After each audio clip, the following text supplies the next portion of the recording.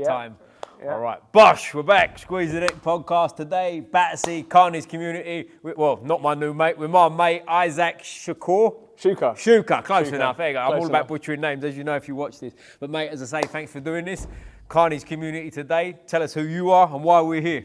My pleasure, mate. Thank you for having me, first and foremost. My name's Isaac Shuker. I'm a youth mentor, boxing coach, therapist at times for my clients. But we're here today at Carney's community, so I thought it'd be a good opportunity to not only talk about myself, but talk about some of the amazing work that's done by the coaches here and the mentors here. And it's an interesting place because it combines boxing with youth work.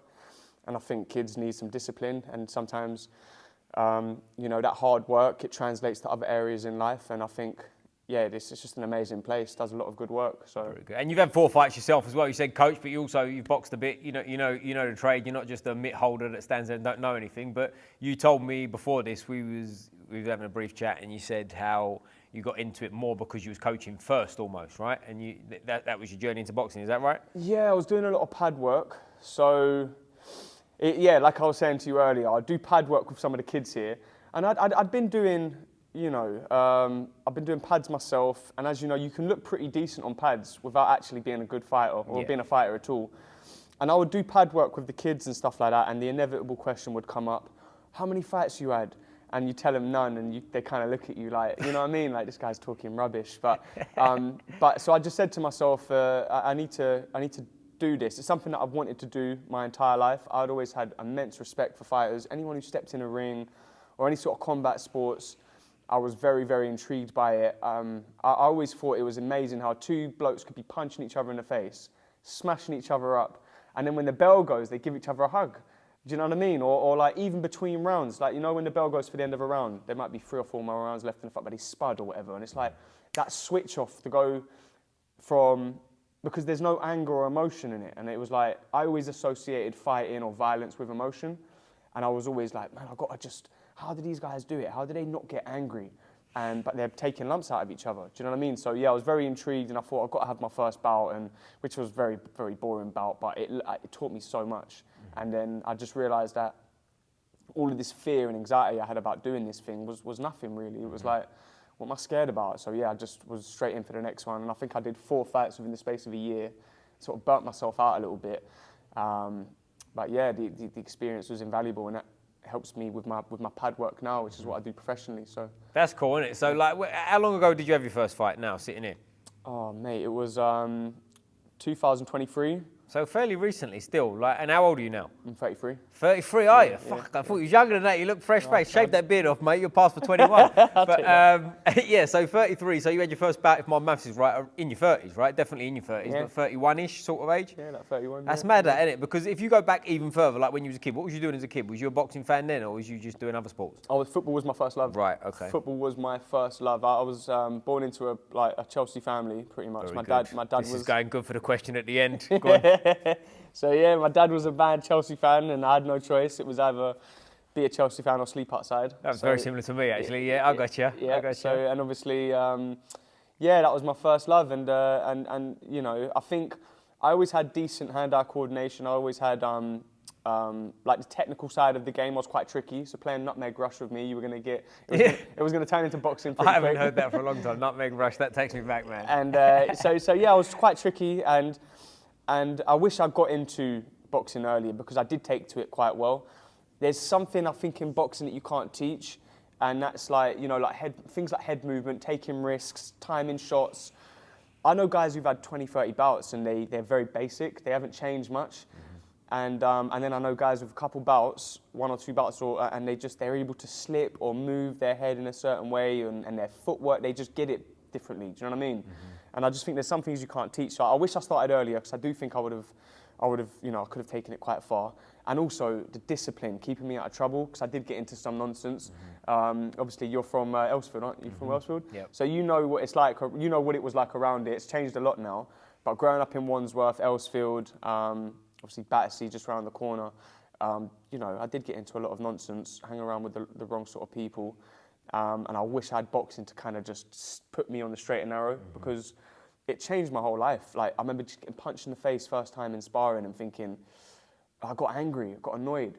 And it was that moment where I had to control my anger and control myself. And I was like, fuck, I'd never done that before.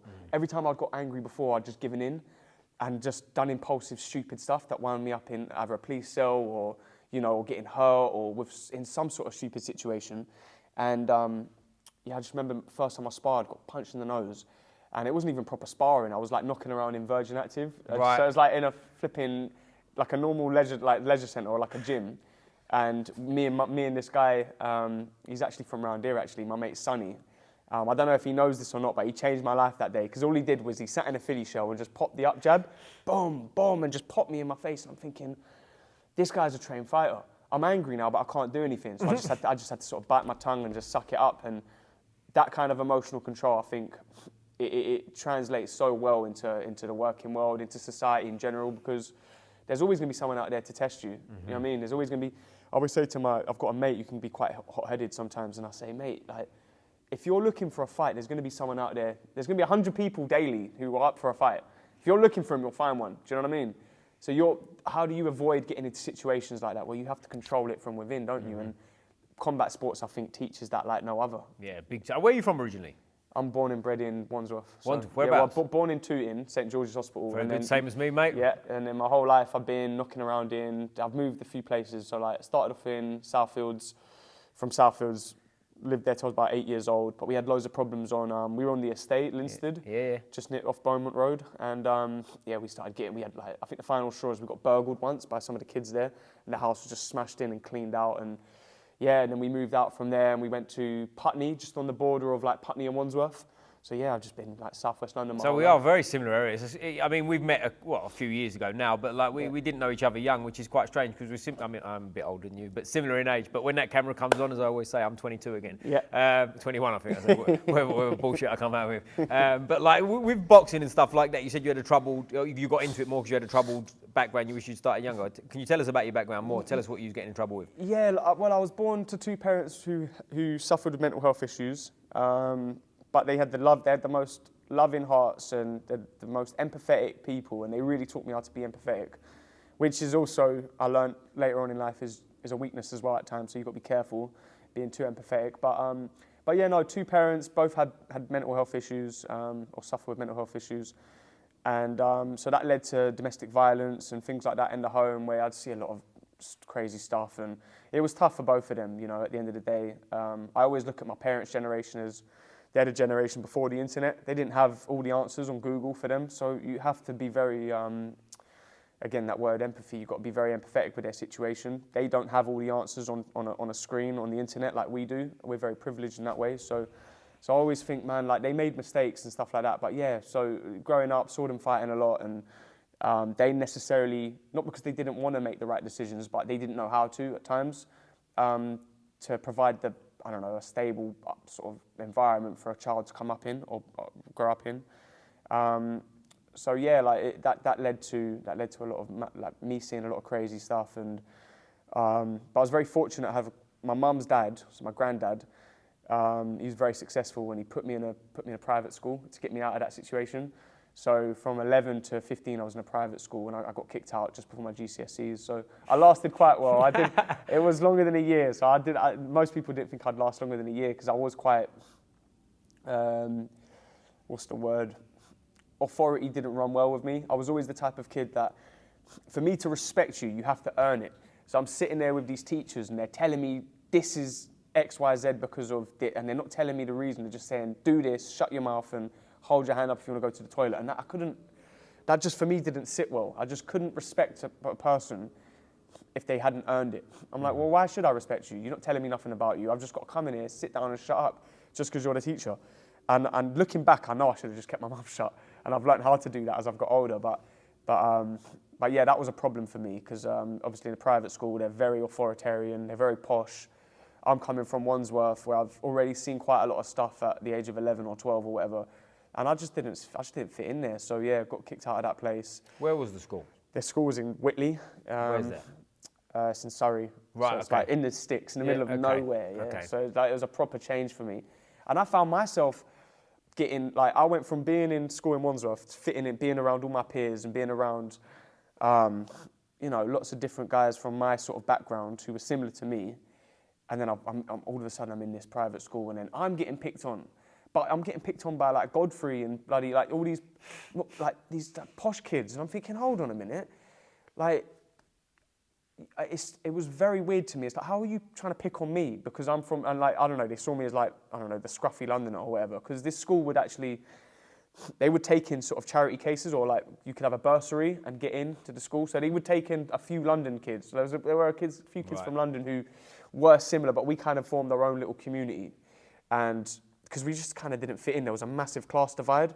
You know, obviously when you bring in kids from like impoverished areas and you put them into a private school, of course there's going to be a class divide. You know, on one hand, you've got me from a council estate, and then I've got people who I'm in the same class with, and they've got, I saw their houses, Ollie, yeah? Mansions, acres of land. I'm talking you can go and get lost in their back garden. Do you know what I mean? Like, we went to one girl's house for a party, and she nicked a load of alcohol off her parents because they had a room just dedicated for alcohol, as you do. Just like a wine cellar. Like a wine cellar. Just had a room dedicated for alcohol. So anyway, next thing I know, I'm lost in her. She's like, let's go to, it's part of the garden where you can just go and chill and whatnot. It's a nice little view.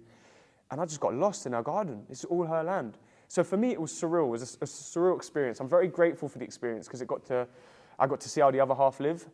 But I was also like, man, I'm well out my depth here, man. Like, I just didn't, at 11 to 15, I didn't understand the environment I was in. I didn't understand anything about networking. So I was just like, just proper out of my depth and just not very comfortable in that situation. And it wasn't until, I was like that my whole life pretty much, until I started boxing, until I started understanding like, shit, there's more to life than just impulsive, getting angry, the same old rubbish. When I got kicked out of the school, I was selling drugs for a little while as well. Got into the wrong crowd, and I was pretty much selling drugs until the age of 27, 28, and then I got into some serious trouble. I got caught with quite a lot of it on me, and then I went to Kingston Crown Court, and that was a horrible situation to be in, because you're there sitting there the night before thinking about, fuck, like I've been on trial the trial had been pending for 3 years because of COVID. Oh. And so I was waiting for 3 years with this sort of dark cloud hanging over my head, and I'm like, fuck, am I going to go jail? Is this finally going to be it? Because, it was possession with intent to supply. And I remember like 2 weeks before we were set to go to trial, I got a call from my lawyer, and he was like, they've dropped it to possession. I was like, fuck me. I think COVID done me some favours, because the whole thing got drawn out so long. But then I still had to go court for possession, and there was still a chance of a custodial sentence. But luckily I got off with a fine, and I think it was a suspended sentence. So I just had to behave myself for a year, and paid him $1,000. So got taxed by the government again, as you do. But I just remember turning it around after that and just thinking, fuck, this ain't for me, man. Like, I really contemplated being in the cell, being away from my family. And I've obviously got friends who've been through that stuff as well. And, I've been on plenty of prison visits and kind of have a decent understanding of what it'd be like. And I'm just like, man, this would definitely not be for me. So boxing, Carney's, that brings me over to Carney's as well. It put me in a really good place to be able to talk about the kind of shit you shouldn't do. You know what I mean? Like when I'm talking to, because obviously we work with 11 to 16-year-olds, you've got that kind of life experience. You can say, listen, do you want to waste your time going to court? Do you want to waste your time like having your door kicked off the hinges? Do you want to waste your time like upsetting your family? They're having to come visit you, and do you know what I mean? Like, and you can't save them all. You know what I mean? Not all of them are going to listen, but it is nice when you do get one or two of them that will like take it on board, and just, like they'll come to you like a month later and they're doing better in school, or they've packed in some of that stupid behaviour. That's what makes this job all worthwhile. Mm-hmm. You know what I mean? Yeah, that's interesting, because like when going back a step, when you was at school down in Whitley, was it? You say? Whitley, yeah. So was you living down there as well? Did you get sort of shipped out? Boarding school. Oh, it's a proper thing. Because the reason I bring that up is, for anyone who doesn't know, like where we're from, sort of South London, you've only got to go half hour, 45 minutes that way, and you're in the countryside. Yeah. You know what I mean? It is a completely different world, which I'm assuming, like, I can relate slightly to your story. I didn't go to boarding school or private school or anything like that, but I moved away out of London for a few years, from sort of similar time actually, 11 to 15. Yeah. And it is hard going to school like that, even though the area is not as maybe sort of rough as the this place, but at the same time there's an area, you speak funny, you got a different accent, and you're different, aren't you? And everyone's on you. So I understand. It's hard, isn't it? Do you know what I mean? From that point of view. But like you've obviously got into sort of like the drugs and whatnot after. But 27's like, you're not a kid anymore. Do you know what I mean? So at 27 to have a turnaround is quite a big deal, isn't it? Do you know what I mean? Most people by sort of, I mean, stereotypically sort of past the age of sort of 21, 22, you're almost like a lost cause at this point, aren't you? Or you can be anyway. But like, what led you into finding boxing from that? Was that the point that made you find boxing? Yeah, a friend of mine, who I don't talk to much anymore, but you know, he deserves a lot of credit. He was twisting my arm for a while, trying to get me to come down here. He was like, "I found this place." Who's the friend? Can you say who the friend is? So I won't mention him because Right, we don't really talk anymore. Gotcha. But I will say big respect to him for getting me down here, because he was adamant that I come down here. He was like, he found Carney's in, I think it was 2018, and he's an ex-convict as well. So he'd been to prison, in and out of the system, quite deep into that in terms of like drug dealing, quite deep in the game in terms of who he knew, and the kind of people he'd associate with. So he flipped his life around, turned his life around, and found Carney's and started working here. And he would just be on the phone to me all the time, just like, Isaac, you got to come down here. Like, you got to come down here. You'd get on so well, whether you're doing youth mentoring, whether you just want to come and box a little bit. He's like, this place is perfect for you. And me being sort of like, I don't know, in that way, when I was sort of like 26, 27, I was still sort of stuck in those ways of, I was in my old habits. I didn't want to go anywhere new. I didn't want to, I was making money, doing what I was doing. And you think because you're making money, you're successful, which is it's not the case, because you find out pretty quickly if you want to buy a house, you can't do anything with a bunch of cash. You got to prove it all, where it's come from and everything. So I thought I was successful. I thought I didn't need to change anything.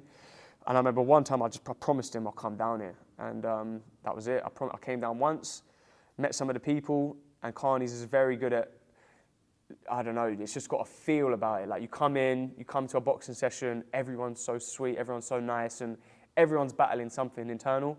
And you come here, and that's probably like most boxing clubs or most gyms you go to, everyone's sort of battling something internal. You don't take yourself to a place where you get beaten up if you're not dealing with some stuff. 100%. Do you know what I mean? There's a reason you start boxing. Yeah. Right, exactly. And so I was just hooked. And then I got into the youth work. I started doing pad work. I learned a lot from the head coach here, Giz. So shout out to Giz if you're watching this. I learned a lot of pad skills from Giz. And I'm just a bit of a sponge. Like, I'll just sit there and shut up and listen. And I learned how to do that as I got a little bit older. Just shut my mouth, listen, like take on mentors without them even knowing it. So like, if someone can teach me something, it doesn't matter where they're from, how old they are, I'm trying to listen, I'm trying to learn. And I started like just learning so much from coming down here. And then I started volunteering as a youth mentor. This was about 2019.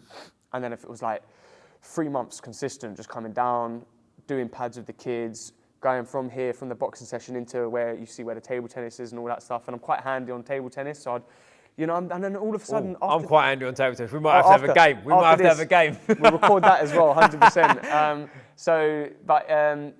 Yeah, and then before you know it, after 3 months, you're building a rapport with these young people.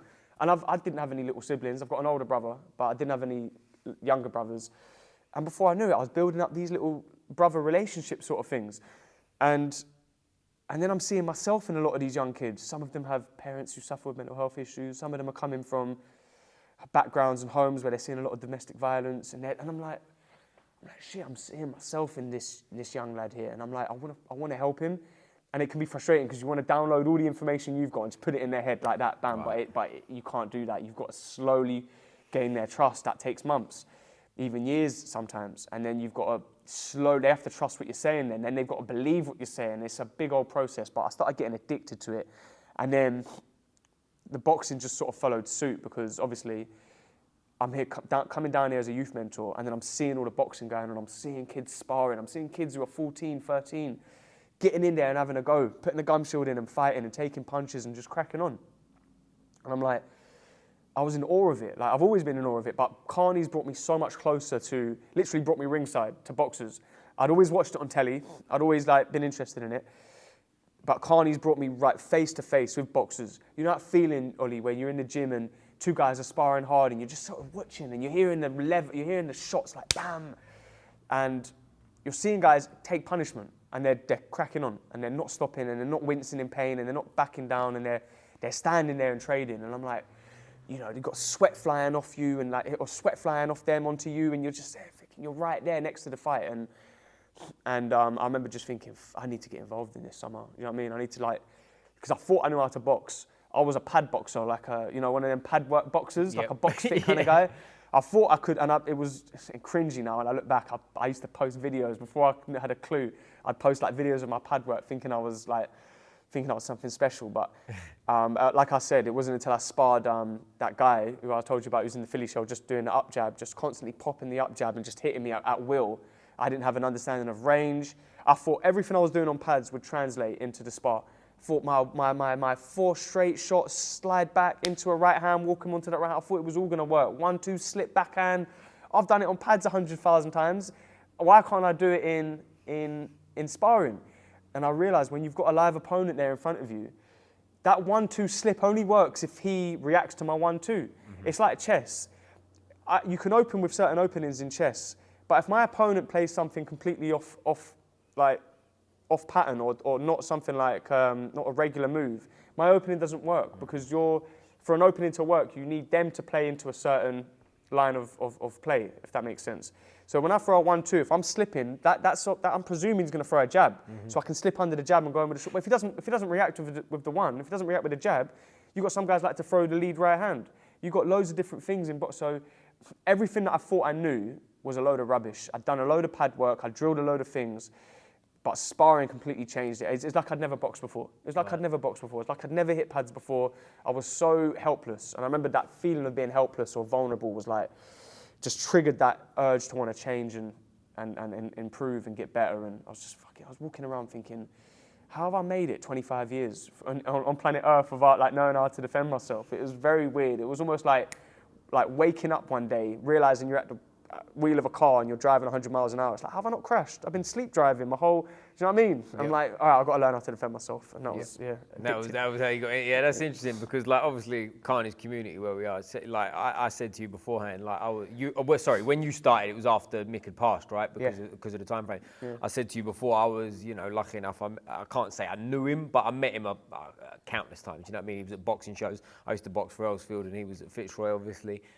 So he was always around at shows and whatnot, and it was like a, I didn't appreciate it maybe at the time younger, but when he walked in the room, like he was obviously more than very well known, do you know what I mean? And it was a presence that was, and we've seen his lifespan, which is written on the mat here. I can't believe it's been that long since he passed away, but he's obviously, the name is on this place, but this place was born out of something, and it's obviously grown, hasn't it? Do you know what I mean? Like everyone. As I say, everyone, a lot of people in the boxing games, definitely in London, if you haven't heard of Carney's community, I mean, you would have done, right? So, like, going forward with this place is like, what's the expansion of this place look like, mate? Because the community is huge now. It's building, and we've had some really high-profile figures come down here. We've had like Lawrence Okoli down here. We've had, I think, the connection, obviously, with Fitzroy Lodge. They've had Lomachenko down there. I think they've had Deontay Wilder down there. They've had all sorts of. Pacquiao's been down there. Pacquiao's been down there. So yeah, obviously for Carney's, I know obviously there's lots of things going on in terms of like construction and building work. They are trying to expand. I'm not sure how they can expand any further in terms of making the building bigger, but there's so many projects going on. There's always something. I mean, the guys who work here non-stop, always trying to get. New projects sorted out, new things, opportunities for the kids. That's another big thing. The amount of opportunities that not just for kids down here either, but for people like myself who are 20, like still trying to figure it out, because not everyone's got it figured out by the time they're 18. So there's just plenty of opportunities down here. They're always working on. I haven't been involved as much recently in the last sort of 6 months, which we can sort of get into in a little bit. But yeah, I know from speaking to my manager the other day, there's lots of things going on in terms of the back workshop, employment opportunities for the young people. And I think it's just about growing and getting the name out there and exposing as many people as possible to Carney's. Because, I mean, I'm a bit like a broken record at times. I'm always singing this place's praises and because I really believe in the work that's done here. And I'm always telling people, if they've got kids, if you've got young people, or if you've got little brothers, little sisters, bring them down here, because it will change their life completely. Especially if they've got issues with like behavioural issues and things like that, like the discipline that it takes, as you know, to box and to just to get yourself in shape. And not only that, but the endorphins that they get from having the progress, getting in shape and learning how to throw a little combination. Everyone loves it. The kids love it when they do a little bit of pad work and they throw a little 1-2 combination, they slip under a shot and they come out of a nice 2, and you know, the sound of the pads slapping, like it's just it's just a really positive place, and it's life-changing for people that come down. It was life-changing for me, which is why I'm such a big advocate for it, you know. Yeah. But yeah, it's just about exposing as many people to it as possible, building up the social media as much as I can, or as much as they can. I try and share as much as I can on it, and yeah, that's it really. That's cool, man. Like you said, the last 6 months you haven't been here as much. Like, what's been going on in the last 6 months, mate? Yeah, so I lost my mum to cancer 6 months ago. Well, she passed on January the 10th, and but she was diagnosed with cancer on the 27th of December of 2024, so last year. But within less than 2 weeks, she passed. So, but it just knocked me for 6, mate. It just knocked me for 6, really. I thought, I knew it's something I'd thought about a little bit over the last 2 or 3 years. Like, one day I'm gonna lose my parents. I'm gonna lose. Do you know what I mean? Because they do. My mum smoked like a chimney. She smoked non-stop, and if left unchecked, I had to really be diligent with like trying to monitor her cigarettes, because she'd smoke a pack of 20 a day, because she did suffer with mental health issues, bless her, and so she was quite impulsive. She didn't think long term. She wasn't thinking about the damage I'm doing to myself in 10 years. She just impulsively just smoked 20 a day, and I remember getting the news on the 27th of December. She'd gone into hospital just before Christmas with fluid on the lung, and we thought this was like Christmas Eve. She went into hospital, and we thought, all right, she's got fluid on the lung, but she's Scottish. She's a soldier. She's such a strong person. Do you know what I mean? So thought, we'd get that fluid cleared off her lung, and then she'd be back home for New Year's Eve or whatever. Do you know what I mean? And then I remember going into the hospital to visit her, Chelsea and Westminster, and she just said it to me plain as day. She said, I got cancer. And I was like, and I was in my head, I'm like, I don't believe it, because she said so many things out of like impulse, where she did suffer with like really extreme mental health issues. So I was like, that's just something, she's just saying that. She's just, she's making it up. And then the doctor comes in with an assistant, and then he starts drawing the curtain and all that stuff. And I'm like, oh shit.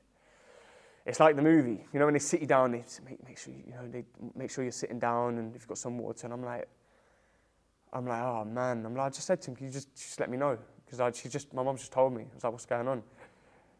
And he went on to explain that she's got stage 4 cancer. It's metastasized, so it's spread from her lungs to her heart, and there's no chance of operation, and she's got a few weeks. And I was like, there you go. There you go. And I was just like, just went numb for a little bit, went numb for like 10 minutes. The rest of it's like a bit of a blur.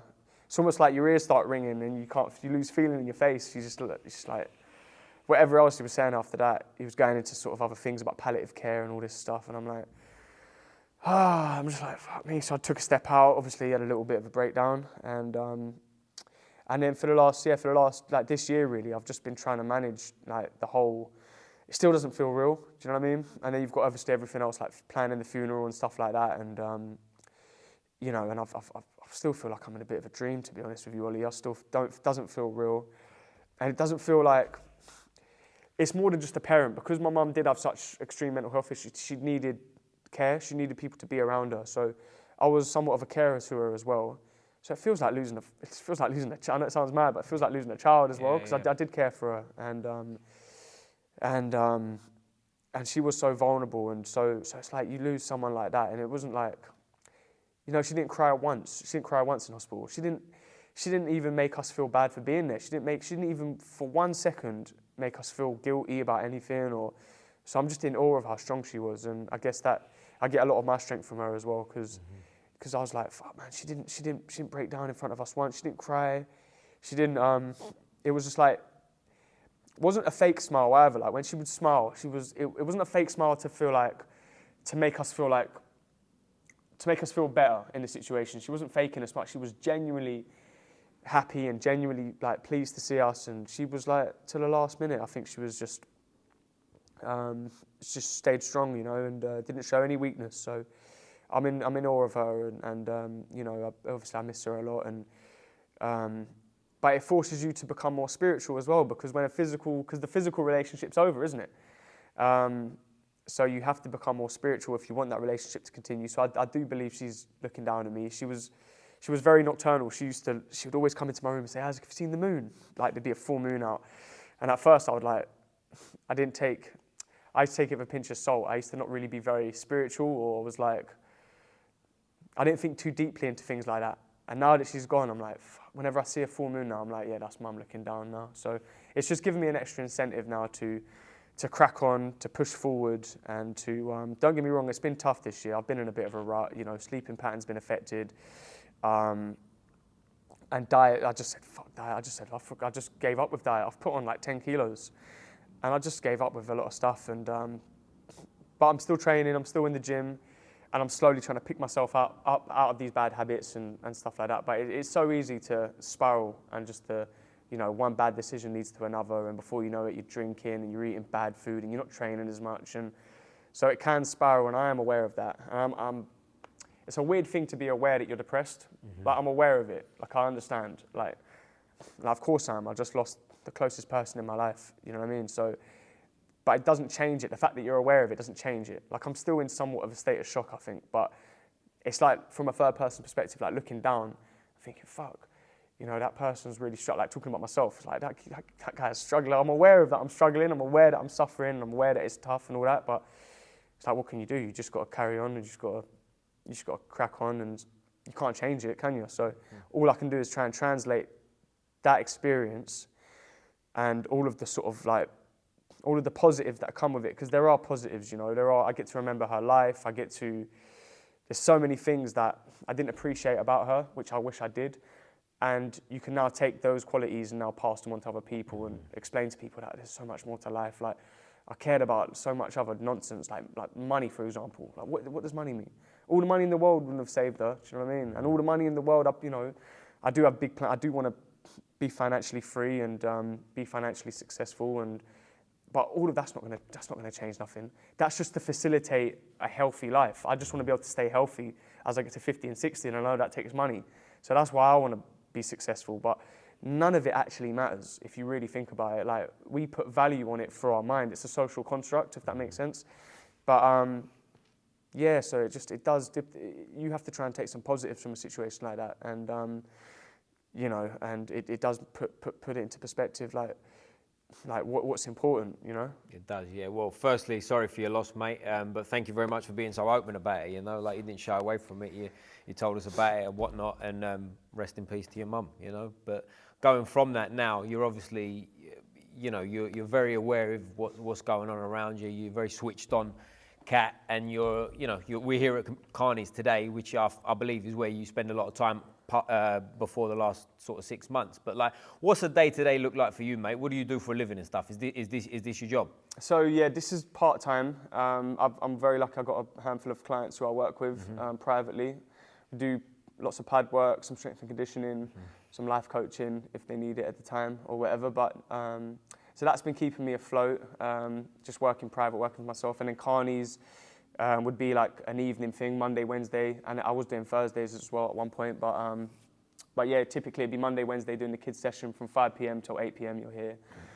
5 till 6 you're doing pads, and obviously it's all training with the kids. And then from 6 till 8 they're in the youth club bit, where they get a meal provided for them by a chef, which is all good stuff. But yeah, other than that, it's just trying to find other ways to sort of build my own personal brand.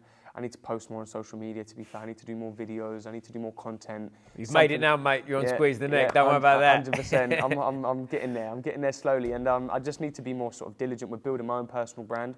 But yeah, day to day would just be sort of like morning sessions with my private clients.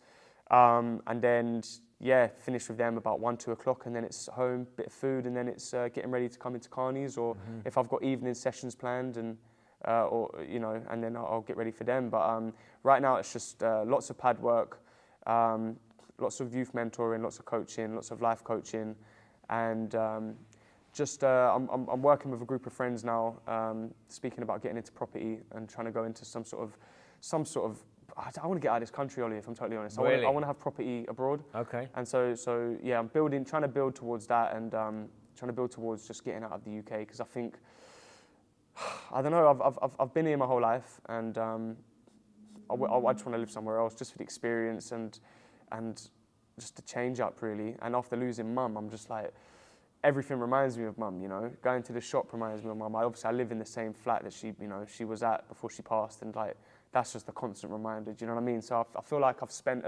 all the energy I can spend in the UK, so to a certain extent. Obviously, I'm here for the foreseeable future, for the next couple of years, but really trying to build on like a sort of escape plan, if I'm totally honest. Where are you looking at? Is there somewhere that looks brighter than the rest? There's places, there's lots of, I'm looking at places that aren't so there's not so much industrial sort of development going on, where places that are still a little bit behind the times. Okay. So there's room to sort of start businesses. There's opportunities there to go in there and you know, create something, make something happen. You know? And would that be a permanent thing, or would you look to come back to the UK eventually?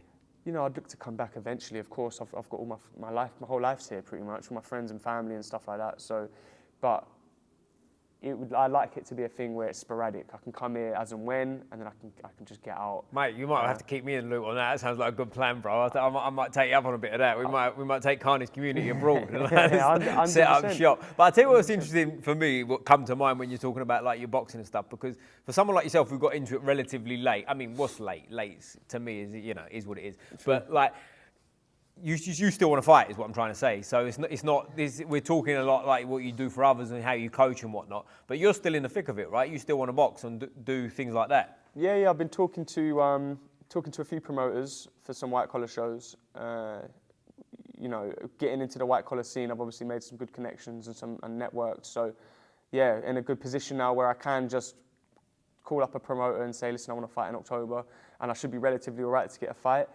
It's just you know, I need to put myself in that mindset to commit to the diet, to commit to I've got 10 kilos, Ollie, I need to lose before I even think But that'll fall off, right? That'll fly off. Should fall off pretty quickly, yeah. So once I you know, get into a consistent routine, it does come off quite quickly. I fluctuate quite.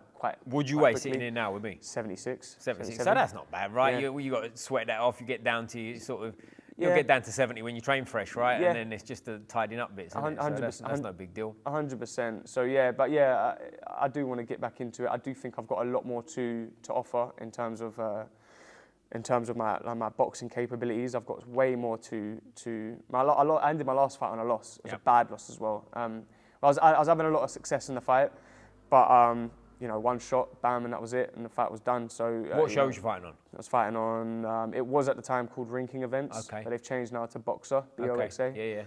Yeah. So yeah, like I want to prove it to myself more than anything. That was just that was one poor moment of like complacency, because it's a weird thing to be in the ascendancy in the fight and then 2 minutes later you've lost the fight because you got fucking knocked, and it's like.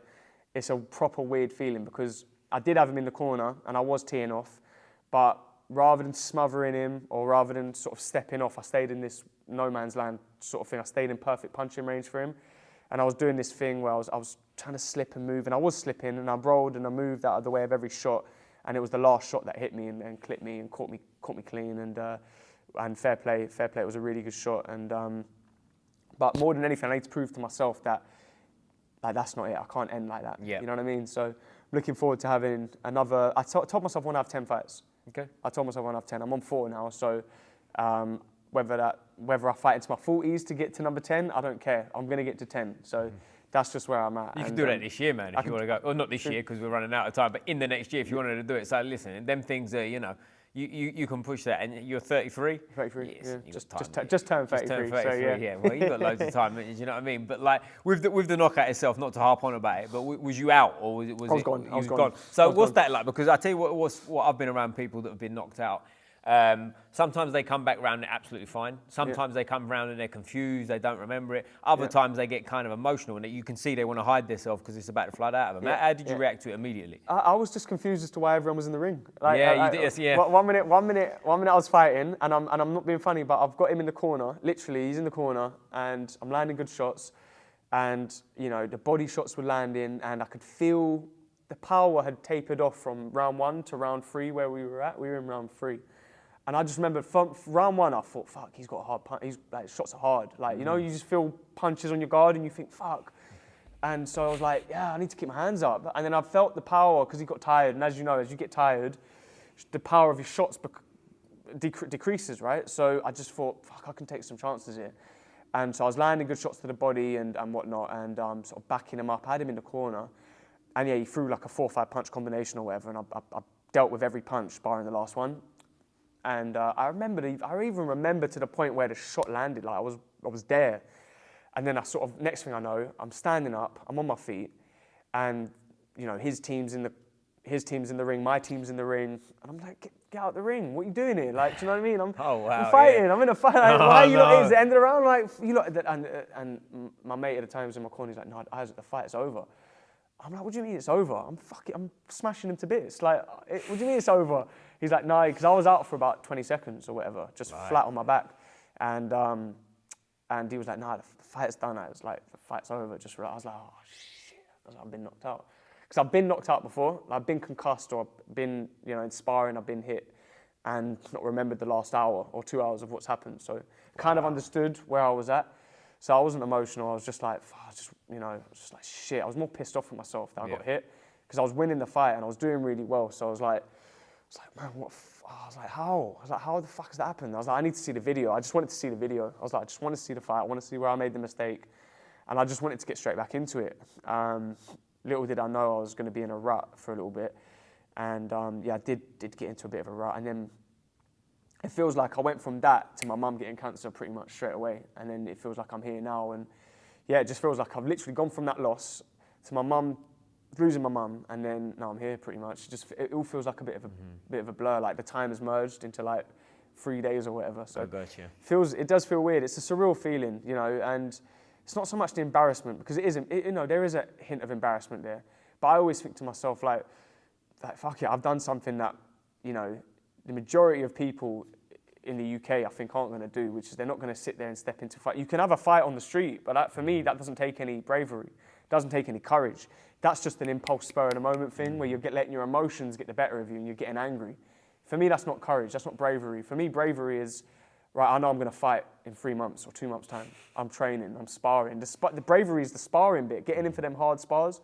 When I'm sparring guys who are, you know, London champion, you know, guys who've boxed in Elsfield, like really good amateurs, not white collar boxers, amateur boxers who are sharp. And that for me takes courage, knowing that you are in 2 months' time, you're going to have to do the weight cut, you're going to have to stand in front of your opponent, all your friends and family are going to be there in the crowd. That's courage, that's bravery. Not having a little punch up on the street. I used to think that was bravery, that's not bravery. You're more of a coward than anything else because you're letting blind rage and adrenaline take over. And to be fair, you know, I saw that a lot with my dad. My dad was, like I said, he was a Chelsea fan. And he got into the whole football hooligan side of it, and he didn't feel any type of way about just charging into a group of, even if I was there. I saw him before once. I think we played Tottenham, and you know the rivalry. I ain't got to say anymore. But you know, a bunch of Tottenham fans, they're giving him grief. Like it starts with just verbals, you know, back and forth. But my dad can't do verbals. One thing you say, and he just flips, bam. And I was always like. And I just remember one time he charged a group of Tottenham fans and I ended up having to get taken. I was like 8. So strangers are with me and are looking after me because he's getting arrested. And then I'm getting taken home by the old Bill, by the police at like 8 because I'm like, well, where's my dad going? And I'm seeing them holding my dad down, restraining him. He's getting mad, resisting arrest. And I'm like, man, like that sort of like, just that street fight, that hooliganism, that proper upsets me, annoys me, man. And I realise why now it upsets me because I've got all that traumatising stuff from like when I was 8, where I'm like still pissed off about it because I'm just like, man, why couldn't you just leave it? Do you know what I mean? You've got an 8-year-old kid here who's like depending on you, but you know, like I said, my dad suffers with mental health issues himself as well. So, do we close the door? No, you're right. Hello, mate, you're right. Good. That's all right. How you doing, man? It's a little podcast. That's all right. You're all good, man. Don't let us stay in your way. These mics should kill the background noise anyway. We're all good. We're all good. It's not what comes there. I have put him out, so just be wary. Yeah. PG. Keep it PG. Yeah. Keep it PG. Or don't. Maybe we'll get some more views if you don't. Don't keep it PG. Carney gets bad ratings, but I got you. Yeah. You gotta remember. We'll keep it away from Carney. Squeeze the Neck podcast. We'll talk about it after. I'll give you the link and whatnot, mate. Maybe we'll get you on if you've got some mad stuff to say. I've got a bit of mad stuff. Good. I can't actually stay. I'm doing the big play out over Battersea Park. Gotcha. Carney communities actually doing their little bit to promote us and let them know that we're here. So. Very good. Junior's one of the long-term coaches. Shout out Junior, shout out all the homies at Carney community. You've been here since the start, haven't you? You've been here since the start? Yeah, well, not from the start. Say around about 2 years in. I started when it was in Earthfield and Fitzroy. Very good. And that was back in, say, around about 2011 when I came out for my little holiday spell and all nice. that kind of thing there. And yeah, I actually do believe that boxing is a great way to engage with people, and it does give people confidence. Brilliant. Well, I'll shoot you a message, mate, and we'll get you on it. We'll talk about it. We'll definitely get it in. So 100%. Great to meet you. But we was where was we? We was. So yeah, no, that I was. So yeah, I was saying about my old man. And that's how, right. Sorry, you got arrested when you was 8. So when you're 8 years old, watching your dad get held down and arrested, that ain't fun, is it? You know what I mean? that was like normal to me. Do you know what I mean? Because of the amount of domestic violence between my mum and dad, like I wasn't straight. He got arrested on Christmas Eve once, and he would always resist arrest. So it'd always be violent. It would always be a struggle, and so I was kind of used to it at that point. It was a bit weird. Like you don't get used to it. Obviously, you're still rattled from it. Do you know what I mean? But you kind of. It's not until I got into like my mid-20s that I started unpacking a lot of this stuff. Like why do I act the way I act? And I started realizing actually I'm on like a set of puppet strings here, because I'm not controlling myself. I'm just doing these impulsive things. Another example is like road rage. My dad would get the worst road rage, and he would it wouldn't just be like verbals. He'd jump out of the car and start giving it and start having a go. He really was just a madman, and he is, not anymore. He's a bit older now. He's calmed down a lot. He actually suffered a fractured skull when I was 15. Wow. And he got attacked by 2 Man United fans. I say attacked, I think it was going back and forth, and I think they ended up hitting him with, from what I understand, they hit him with, you know, if you've got a can of beer, but the bottom part of the can, that little bit where it's sort of circular, but it's like kind of pointy, if that makes sense. Yeah. I think where the can wasn't open, they've hit him with the top of the can, and they've fractured his skull, and they gave him brain damage. They actually gave him brain damage, and he hasn't been the same since. He's made a lot of improvements, but he got you know, it affected his speech, it affected his ability to. I mean, for 2 years he was bedridden. Oh.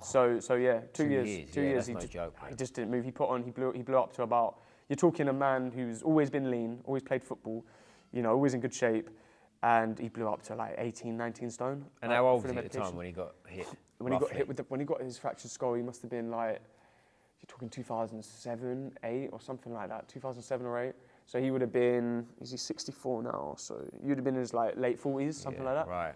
So still relatively young. Yeah, he was in the prime of it. He was someone who was aging backwards. Right. He was like aging backwards. So sports day at school, there's only one dad who could beat him. My mate Jamil. He's not my mate anymore, but his dad was but he would win. His dad and his mum would win both parents. So really?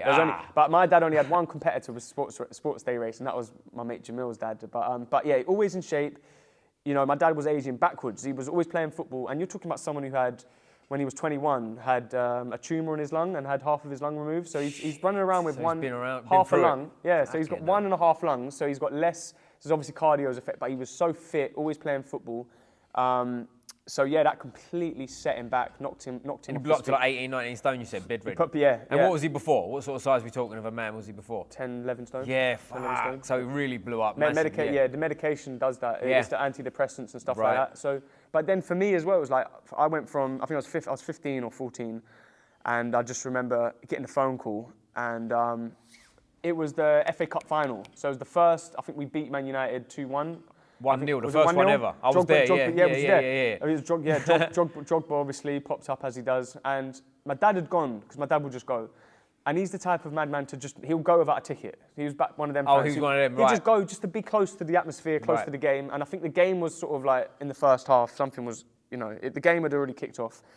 And he bumped into these 2 United fans, and they started saying, give us your ticket or something like that. Or they said something to him. He doesn't really remember because he was obviously out cold, but I remember getting a phone call after the game, and I was like, where is Dad? And then we got a call from the hospital saying, your dad's in hospital. And I was like, fuck. But for me, I was so used to him being in violent situations that it wasn't, like, I was like, oh, he'd be all right. He's had a scrap, you know, as he does. So, and then I got to the hospital and he was like, he'd only just come to.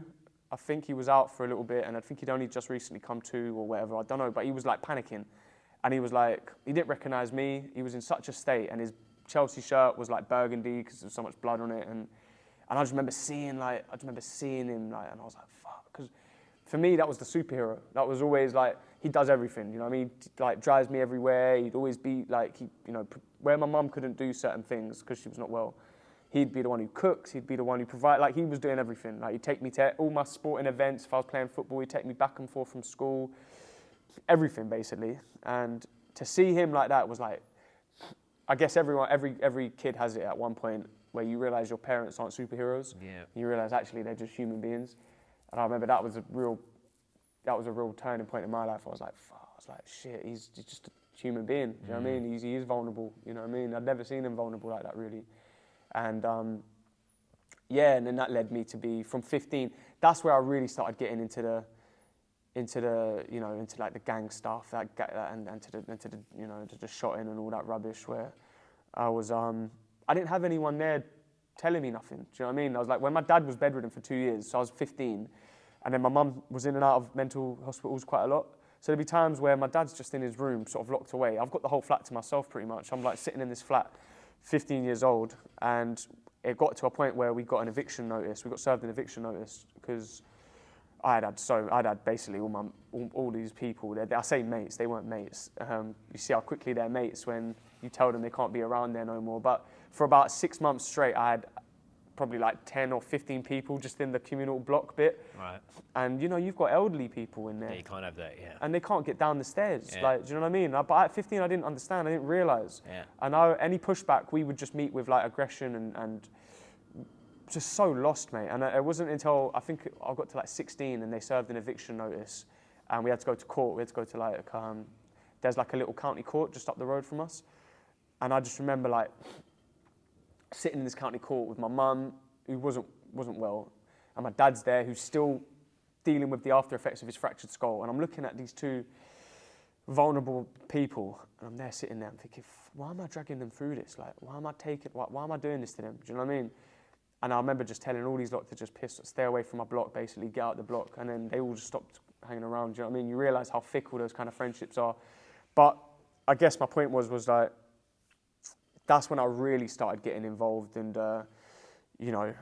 obviously you start off with just selling a little bit of weed here and there, and then it progresses quite quickly, and before you know it, you've got these connections, and I'm just dealing in larger quantities and larger quantities, and it's like, yeah, and then it just spiraled from there, and then you think you're doing something good because you're making money. And now I'm able to give money to my mum at 16. I'm able to buy things for myself that I could never buy before. I'm able to go to Westfields. I remember I went Westfields with just like £1,500 cash and just started spending it like it was nothing. As a 16-year-old. As a 16-year-old. Yeah. I'd love to have that money now. Yeah. That guy is richer than I am now. Do you know what I mean? Yeah. And it's like, but it was all easy come, easy go. I got set up. At one point I got set up, and that was quite a violent situation where, there's all these things that I was all these dumb situations I was putting myself into, and this is, again, brings me back to why I wish I found boxing, because boxing is basically, it's the opposite road of that. Mm-hmm. Boxing is like put in some long-term hard work and stay consistent. You're not going to get the quick returns and the easy rewards fast, but you're going to get the rewards you are going to get in the long term are going to be 10 times better than any quick gains you're going to get. And that's the same with shotting. It's like, you're going to make quick money, you're going to get quick returns, but I promise you, at some point, the rug's going to be pulled from under you. Yeah. And whether it's the old bill that kick your door off, or whether it's other people who are jealous of you and they want to come and take what you've got, someone's coming through the door at some point. Right. And it's quite weird, because until you've had your door kicked off, we have this like illusion where we're safe in our home. You're not safe in your home. I remember once, it was nothing to do with me, but my mate got into a situation with a bunch of lads, and we were in my flat. So, and they came around about 20 people strong, like 20 guys strong, and they smashed in the windows, and they were climbing through the windows, trying to get trying to get to my mate. And obviously I'm guilty by association, so Right. they're smashing up my flat, they're smashing up my room. And you're like, it's like these proper life or death situations that you're like, fucking, yeah, it's like, you think you're safe in your home, but you're not basically. And it's like, when someone wants to come in through your door, they will come in through your door, whether it's the police or whether it's another gang or whatever, whoever it is. So I just remember thinking, fuck, man, like, I'm not, you know what I mean? We live under this proper, it's like an illusion. Do you know what I mean? You think you're safe, you think you're making a bit of money. This is what I was trying to tell some of the young people who I know they're shotting, or I know they're, you know what I mean? I know they're involved in that kind of lifestyle. I'm like, mate, now you're all right, you're sweet, you can go and buy yourself some food, you can go and buy yourself new trainers and new clothes and whatnot, but it's all gonna be taken from you. You're trying to explain to them like what proceeds of crime is, and like all of your nice stuff, they're just gonna take it. Even if you bought stuff with legit money, even if you did a paper round one morning and bought yourself, you know, something with that money, you're gonna take it all. It's all gonna go. Do you know what I mean? So, yeah, I guess you know, boxing's the opposite to that. It's like be accountable. Do you know what I mean? Have some discipline, have some respect, and I just didn't understand any of that until. But do you feel like you found it at the right time? Because it works the other way too. Like I know people, like I was boxing obviously a lot younger, and I know people that started a lot younger than me that sort of they was in the gym almost too long. Like it goes the other way. You know, they find their way into that life after because they've had enough of it, and that's, to me, in a lot of ways that's worse, right? Because you found it the wrong way around, and now you're out of the boxing game and you're in the wrong life. That's true. Yeah, that's true. I guess there's that you can burn out as well. Like I've met people that have just burnt out. They've been in boxing since they were like 7 or 8 years old, and they're just tired of it. Do you know what I mean? And some of these guys, they win medals when they're kids, and like you say, and then they completely go the other way. So yeah, I am grateful that I found it. Everything is, you know, I'm not the most religious person, but I have been trying to get more in touch with my religion since losing my mum, because she was very religious. But like they say, God's timing is perfect. So if you do believe in that sort of stuff, then everything sort of happens at the right time. And had I found it earlier, like you said, maybe, you know, it would have been worse had I found it earlier. Who knows? So I'm a big believer in that. Like the older I get, I'm a big believer in like that things find you when they're meant to. Do you know what I mean? And there's in a lot of ways you could have started younger, but really you couldn't have, because that weren't your time. You know? True. Yeah, true. What was meant for you was what happened, ain't it? As well. I believe so. I mean, we're going to get pelters on here, aren't we? Sounding like a couple of hippies, but I think I believe in that. I do genuinely believe in that, because everyone says that it's classic, and I wish I'd started this younger. I wish I'd done that when I was young, but you didn't. We're here now. Do you know what I mean? So like, you're boxing now, and you're doing it right, and you're still going to box. And like, listen, 33 is young, isn't it? Do you know what I mean? If you look after yourself, I know you're 10 kilos overweight, so maybe not looking after yourself so well, but we get to it, and you're like, you'll be 70 kilos and fit and fresh before you know it, wouldn't you? But like, with your ambition in boxing, where do you see it going? Would you want to end up doing out of boxing? I just, for me, it's not like I'm trying to go professional. It's not like I want to win. It's not like I want to win belts at a professional level, like at a national level. Like, do I see an opportunity maybe one day where I've built up my personal brand and I've built up a good following, and then maybe I can end up on one of these, like a Misfits card or something like that? I'd love to, because I think. Remind me of that after. We talk after. Yeah, 100%. Because I think there is an audience out there for people that aren't necessarily pros, but they're just trying to learn the craft, and they're just trying to learn. And I think you can see quite obvious, there's obviously an audience for it, because people do want to see. 100%. Do you know what I mean? People do want to see people fight. Like, it's well, also, weird. I think as long as they're fair fights, I've got no issue with it. You know, a lot of people shit on people because they're doing this, that, and the other. Yeah. Like, as long as it's a fair fight, I've got no issue with it. My issue with, like, historically, the white collar scene coming from an amateur background, because back in the day, it was like a horror show. You'd turn up and you'd get a guy who's had, I don't know, 50 amateur fights, was a top amateur. He ain't boxed for a few years. He wants to get back into it. He boxes someone who's had 3 white collar fights and face plants him. Yeah. Like that was my perception of it until very recently, to be honest with you. And I like, as long as they're fair fights, it's all good, man. They're like, to me, what's the issue? Why can't 2 guys that are in their 50s that want to have a fight that've never fought before? There's a place for that too, I think. You know. I think so, definitely. And like you say, matchmaking's a big one. Of course it is, yeah. And if the promoters are diligent, I'll be quite lucky. I worked with a couple of promoters in the white collar scene where they were diligent. I remember going to an open spar trials once, and there was a guy hitting the bag just warming up, and you could clearly see looking at him, it's like, mate, what's going on here? Yeah. And he was Russian, and they asked him how long he's been boxing, and he's like, oh, just 2 years. And He was kind of using the language barrier. Like everything was 2 years. Everything you asked him, like, you had many fights? 2 years. How'd you get here? 2 years. It's like, he was just saying 2 years. I think he was just trying to come, but you could see clearly that this guy was sharp. And the promoter actually is a nice guy. And he was like, mate, you can't just come in and just start bashing people up. But I have heard of incidents. I've seen fights where I'm like, mate, what is this guy doing? You're a coward to me. If you know you can box and you're in there with someone that ain't at your level, that's a scumbag. It's a coward. That's a complete coward. Why you want to fight someone you know you can beat? Do you know what I mean? There's no need for that. Go and have a proper fight. You know what I mean? Fully agree. Yeah, like there was. I did see that a little bit in the white collar scene as well. Like amateurs who necessarily weren't doing so well in the amateur scene, sort of coming over to white collar. And I guess if you really aren't. I guess if it makes sense, it makes sense, doesn't it? So if you are a poor amateur and you're not that good, maybe it makes sense for you to go to white collar and box at your level. Yeah. Because the amateur game, especially as you start, I know amateurs better than pros. Yeah, of course. Yeah, absolutely. You know what I mean? Mate, you're not 100%. The gap as you go up the levels to amateur and you start to get to where the elite level. Mate, these guys are pros. That's a good point because I think a lot of people that aren't on the boxing scene, when you hear amateur and pro, you think amateur, then pros are much higher. But it ain't always like that. There's amateurs that like turn pro, and there's a reason they go 20-0, 18 knockouts. You know what I mean? Because that level, they've been schooled to such a level, and they in the amateurs. Do you know what I mean? When you turn pro, turning pro isn't like football, for example, like where you know, if me and you want to play for Chelsea, we go pro. Don't work like that. It's never going to happen. You can't be a pro footballer, but you can be a pro boxer to an extent if you pass the medicals and you can stay safe and show the right things at the right time. You're the right age, etc. You can turn pro. You know, there's journeymen out there that are, this is not knocking them, but there are journeymen with 80 bouts and they've only won 3 of them. You know what I mean? It's their job. That's what they do. Like that guy ain't going to do well against a top amateur, is he? Do you know what I mean? But to your point, like, it is dangerous. Like if you're not doing well in the amateurs, you want to go white collar, no problem with that at all. And it's not any slight on white collar because there's some white collar that is at a high level now, but it's got to be fair. Is my issue with it? 100%. Yeah, 100%. And this was what I remember talking to Mark at Fitzroy Lodge, and he was like, man, were you wasting your time with white collar? Just come and box for the lodge. He was like, come box for. I went down there for 4 weeks. And it was the best 4 weeks ever. And I can understand Mark's point of view in terms of the white collar scene because there are some horror shows, like you say.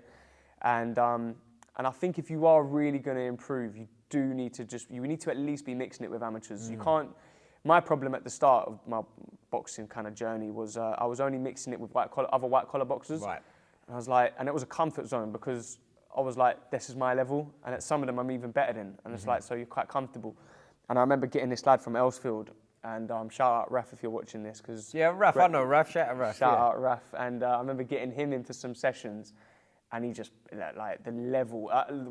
The only way I can describe it is like I was used to driving at 50 miles an hour, and then I get an amateur in from Elsfield, and it's 100 miles an hour. Yeah. I'm like, especially like Raf as well, because he's significantly smaller than you as well, right? Yeah. So. Oh yeah, 100%. He's a little bit smaller than me, so he's definitely. But this is when I started to realise that weight actually doesn't mean too much because experience trumps weight massively. I saw this lad get in with a big boy, 6'2", and he's a big lad, and another lad, Raf size, got in with him, and he hit him with a right hand, and he nearly took this big lad off his feet. And it's not so much the weight; it's just the ability to convert the weight is what's.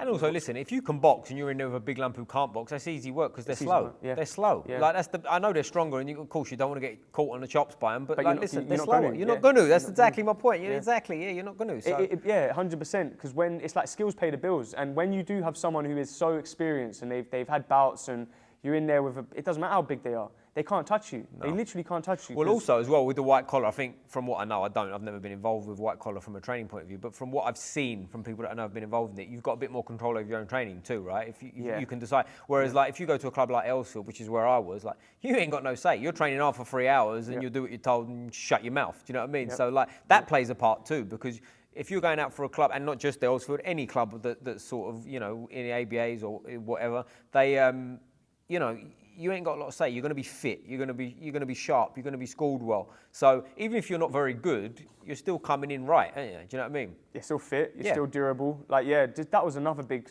difference when I started training with Raf, and I was just like, the fitness was just different. It was like his ability to his ability just to go round after round after round after round after round without, and still looking the same. I'd like look at the videos because we do like some footage of it and whatnot, and he looks the same in round 10 as he did in round 1.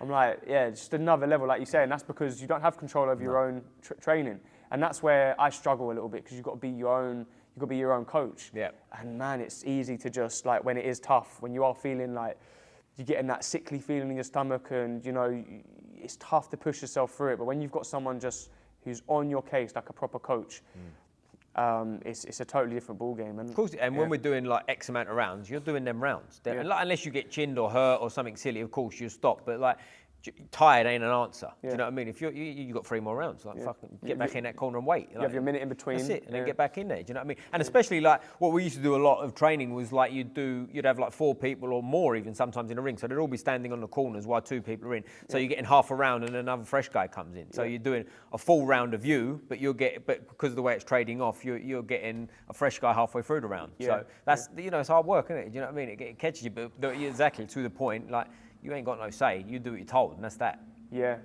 That's something that I really had to figure out as well, is that ability to like not only just to land, but like to get hit, to just get punched, to get hit, and to not cower away, to get hit and to just carry on. You know, you get the punch, like you get hit, you acknowledge it, and you sort of you don't let it affect you. I remember the few times I got hit hard, I just like you look away, you look away.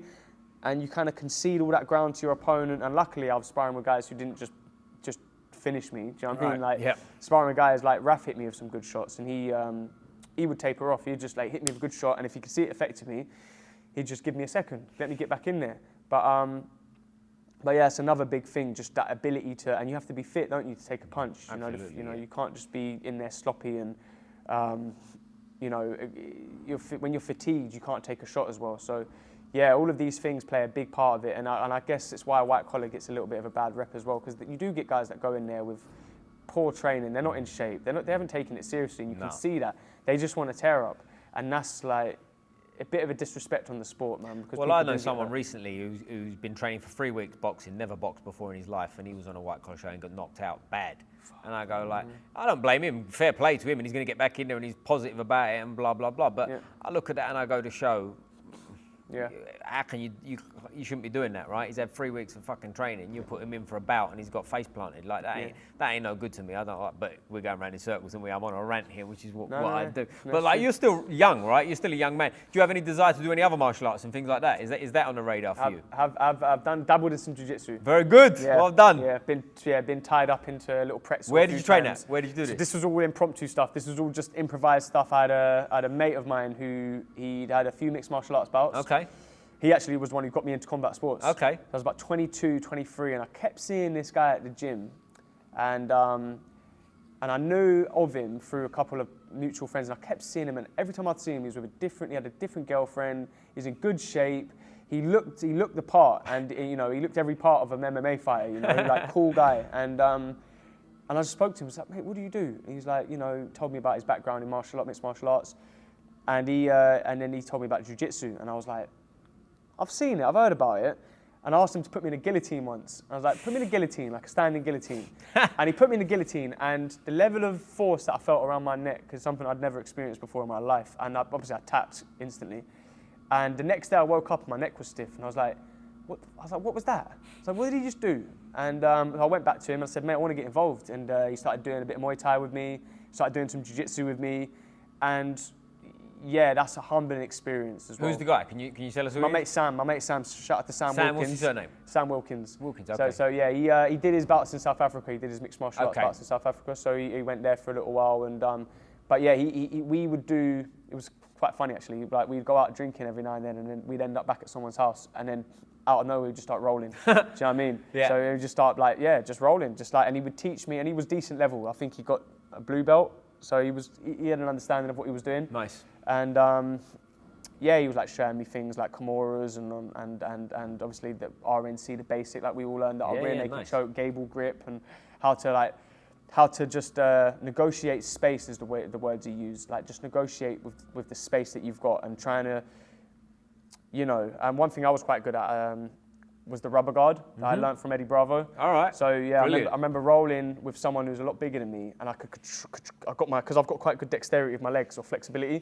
So I remember being able to get my leg over the guy's head and just hold, and he couldn't do anything. Right. And I was like, oh shit, like I can control this guy. He's like 6'4", big guy, physically a lot stronger than me. And I was like, but with good technique, because your legs are pretty strong, I could control his head. Yeah. Do you know what I mean? So he couldn't posture up. So it got to the point where it was a bit of like a stalemate. But I was like, man, that was pretty cool that I was able to just nullify a bigger, stronger opponent. And so yeah, jiu-jitsu is definitely something I've been interested in. I always drive down Fulham Palace Road as well, and I know there's a gym, there's a Gracie gym. Yeah, just it's changed in its Fulham. name. I can't remember what it's Is called. it changed I now? think it's called Valor now. Yeah, but on the roundabout you talk about, mini Yeah, roundabout. on the roundabout, yeah. I think it's called Yeah. Valor now. It was a Gracie Baja before. It was Gracie Baja, yeah. So I whenever you hear Gracie, I'm like, apparently that's the guy. You know, that's the main man. So I was interested in going there. I have been interested in it for a long time. I love the UFC, and I do sort of have some understanding of the ground game, so I do watch, and I'm interested in it. But it's not something I've dabbled in like fully to the point of going to a club. Brilliant. We'll do it. We'll get something 100%. on. We'll do some stuff. I'd love to. I'd love that'd to, be brilliant. mate. We'll do some boxing. We'll do some jiu-jitsu and stuff. 100%, because it's just, for me, it's just chess. Yeah. For me, it's just learning. It's just accountability. All of the things that I'm pushing towards. You know, self-development, and if I can just learn, I'm happy. You know, That's good, I just want to learn, and it's the competitive. I think it's not just learning; it's learning, but with the competitive edge there. Learning something practical, learning something that I know could help me in a real life situation. I think that's the key.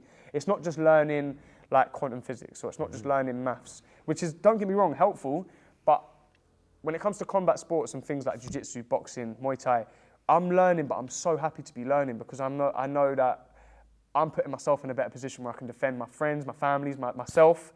And not only that, but I can teach these to other people and empower other people with it. And I just think it's so positive, and it's everything to, like, what I want to be. It's everything I'm pushing towards, you know. And yeah, that's combat sports in general, I think, for me. Boom. Well, mate, this has been a fun one. I really appreciate pleasure. your time. I'm sure we'll do this again at some point. We'll definitely get some training in together. 100%. Before we finish, mate, the most important question of the day, and I'm smiling ear to ear because I know the answer already. Which football team you support? Come on, the Blues. Bosh! Up the Chelsea. Chelsea! Up There the you Chelsea. go, my guy. So I always finish with a fist up like this, mate. Bosh. Squeeze the neck. Squeeze Boom! Boom!